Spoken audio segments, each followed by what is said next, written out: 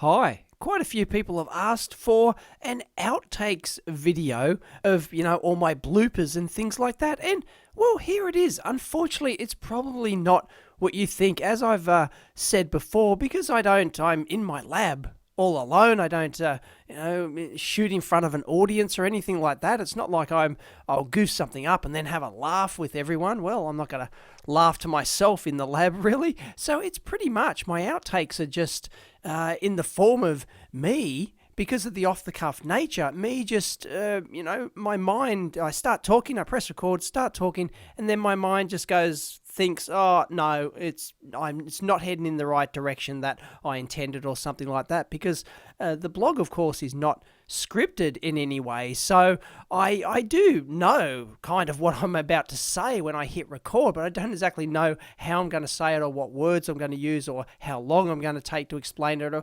quite precisely what way I'm going to explain something. So I just hit record and, well, I start talking, and sometimes it just doesn't happen. I'm in the middle of a sentence. Sometimes I can get like a minute into it or even 2 minutes into it and find that it wasn't heading down the path that I thought it would head down or something like that. So, well, there's nothing else I can do except stop, take a breather, and start again. And sometimes I'll do that, 3 or 4 times on a really bad clip, for example. But obviously, this is more than the exception than the rule. Most of the time, I'm going to get what I wanted to say as soon as I hit record, pretty much in the one take. So that's how most of my videos work, but there's probably, say, a good 10-15% of the clips I shoot. If a long video might be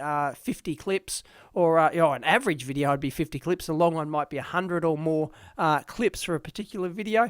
Maybe 10-15% of those might have these sort of pauses and sort of retakes in them. So that's my editing job pretty much, is to edit those things out. Here you go. Unfortunately, they're not that funny. They're just me sort of just stopping and realizing, I have no idea what I'm saying, or that's not leading the right place. But, well, here you go. Here's some raw footage directly from the camera.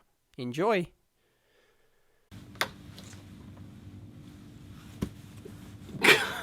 I look ridiculous.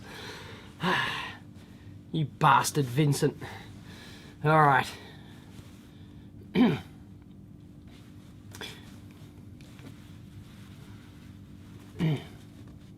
Check. Hi, welcome to the Hi, welcome to the EEVblog. Hi, welcome to the EEVblog clean room, or not so clean room. Why am I wearing a clean room bunny suit? Because, well, we're gonna do the... Hi, welcome to the EEVblog clean room, or not so clean room. Why am I wearing a clean room bunny suit? Well, we've got a special mailbag segment. What we got... Hi, welcome to the EEVblog clean room, or not so clean room. Why am I wearing a clean room bunny suit, you might ask? Well, we've got the ever popular mailbag segment, a special one today, and we're going to need this bunny suit for what's inside this box, because it's a whole bunch of clean room and semiconductor Hi, welcome to the EEVblog clean room, or not so clean room. Why?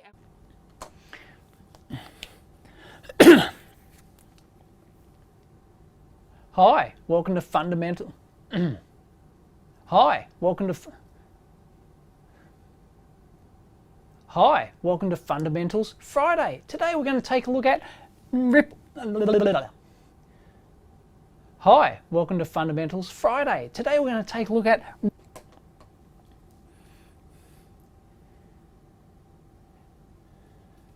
First of all, what is ripple? Well, ripple can be described, I guess, generally as the charge-discharge cycle of the storage element. element. What does that mean? Well, it pretty much means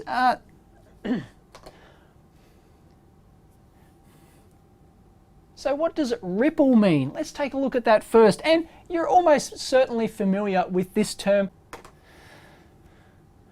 But hey, that's enough talking. And that's all there is to the theory, pretty much. In fact, I've probably spoken longer than I should. Let's go to the bench. So, the company has booted out their original founder, Nick Martin. So, the company have booted out their original founder, Nick Martin, and there's a new sheriff in town. And they're going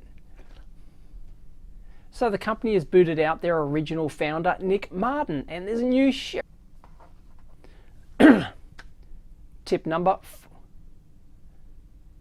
4, pricing. Now, tip number 4, pricing. Tip number 4, pricing. Now, tip number 4, pricing. Now, the free tool can have a whole host of restrictions. And so, what is an op-amp or an operational amplifier? Well, the name operational amplifier comes from when they were first invented. They were invented to be... So, what is an op-amp or an operational amplifier? Well, the name operational amplifier... check.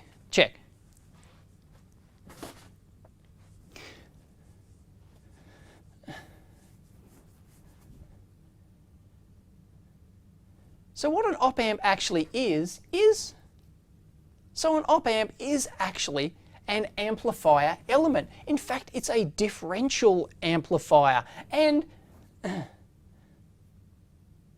so an op-amp is actually an amplifier. It's just that it can be used for those operational applications.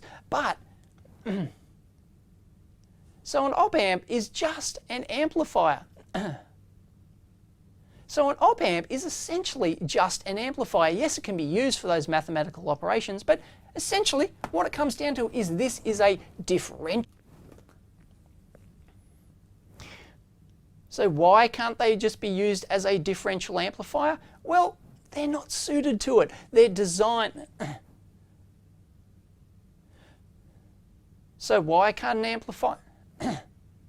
So why can't an op-amp be used as a differential amplifier? Take a tiny signal here, amplify it, and give you a signal out. Well,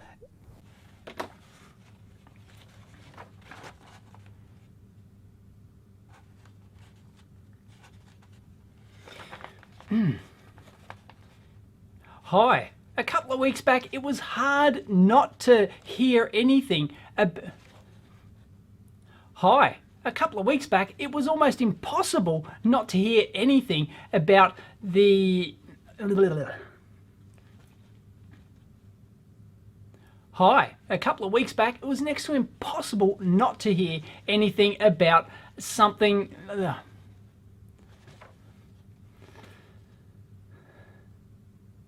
Hi. A couple of weeks back, it was next to impossible not to hear anything about a big to-do between SparkFun and Fluke.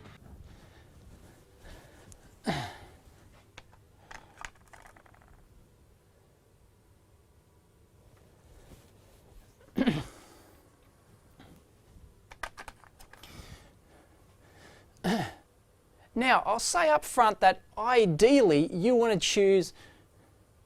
Now, I'll say up front that this cascaded configuration we're going to look at is a bit of a kludge, because ideally you don't want to do it. Ideally, you want a single op-amp to provide all of your gain, because that is going to give you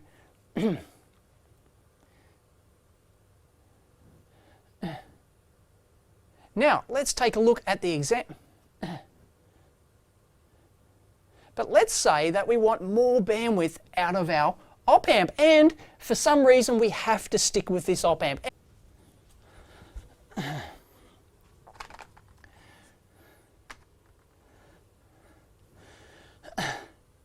So we got a really great... So So we really got a Bobby Dazzler of an improvement here, going from 1 stage to 2 stages. So we got ourselves a real Bobby Dazzler of an improvement by going from 1 stage to 2 stages in... So we got ourselves a real Bobby Dazzler of an improvement from going from 1 stage... So we got ourselves a real Bobby Dazzler of an improvement going from 1 stage to 2 stage in terms of bandwidth. We increased it by an improvement of 6.4 times. Fantastic. So the next rule is don't... So the next rule of noise test... So the next rule of power supply ripple and noise testing, don't use your big antenna earth lead like that. And another thing we didn't have last time as well, which could come in handy today, it'll be our first... And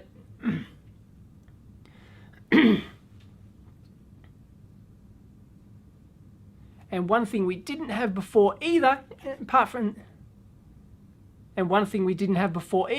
the extender cards, was, ta-da, my FLIR thermal camera. So we're going to use this as one of our main tools of attack this time on this sucker.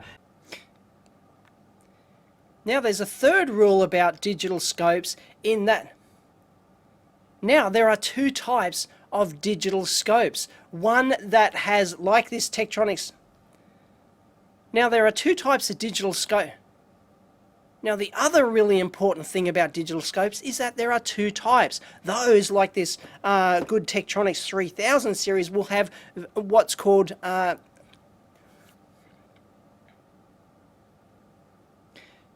Now, there are 2 types of digital scopes, and this will make a difference. But in the end, what it comes down to is those rules that I mentioned. The memory depth is going to make a difference because it can capture that high frequency content. The fact that the scope is actually... But in the end, what it comes down to, as I said, the fact that... But in the end, what it comes down to is... the memory depth of your scope, those rules on it. But in the end, what it comes down to is, as I said, the memory depth of the scope. Oh, and you ready? Are you ready? What I want you to do, as soon as Daddy starts talking, you wave to the camera and then pull out the soldering iron, okay? Hi, welcome to a little mini review and teardown of a $16 soldering station. Can you believe it? I picked this up. Alright, you ready? Yeah. Alright, you can play with it, okay. You ready? Hi, welcome to a mini review and teardown of a $16 soldering station. Can you believe it? Yes, 16 bucks. Daddy's trying to adjust it on there, mate. No, me don't know.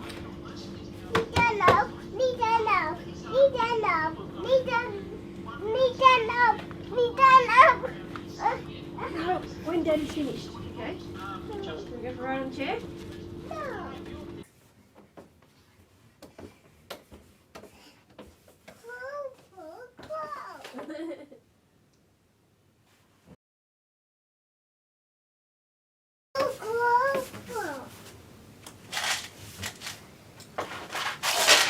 Okay. That's it there. Goes. Put his foot. Hold.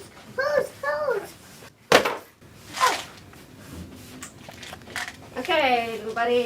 We're gonna finish the job, man. Let's go. No, go. Please, go. Your X-Wing fighter fell over. Oh no! A little bit broke off.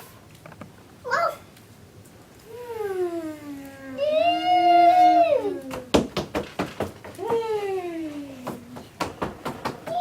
Only one way to find out. You know what we say here on the EEVblog? Don't turn it on.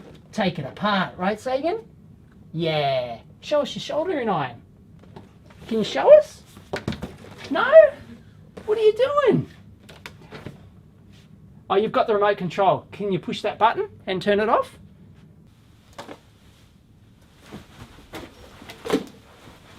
Hammer time!